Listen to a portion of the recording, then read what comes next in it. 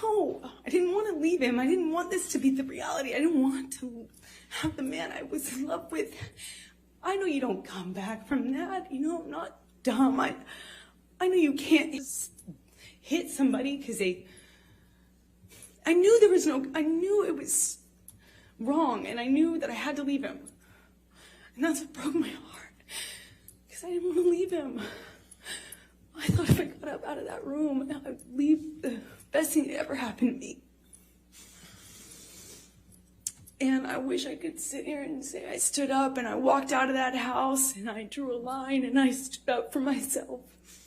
But I was just looking at the dirty carpet, trying to will myself to get up, to walk out of the door, because I knew I needed to.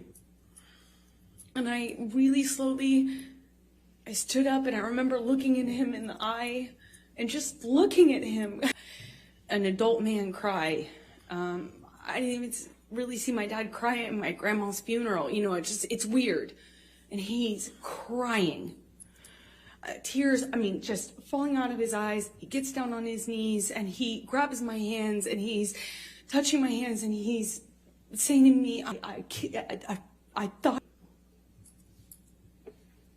I didn't have words. I didn't know what to say.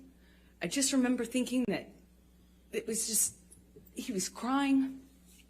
He seemed so sorry, but I knew I couldn't just forgive him because right? That means it will happen again, no? You know, like I've seen the health class videos, like everyone else. And I got up in my car, I walked to the car, I didn't say anything. I made a point to not say, oh, it's okay, or anything like that. I just didn't say anything. I got up, I went to the car, I sat in my car, and I felt like I sat there forever. I didn't want to turn the key.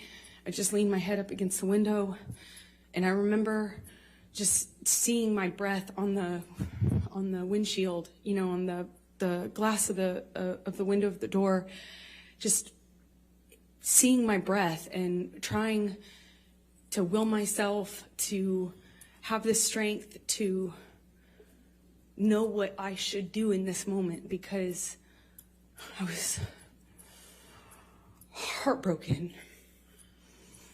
And I sat there for a long time, and I eventually turned the key and drove home.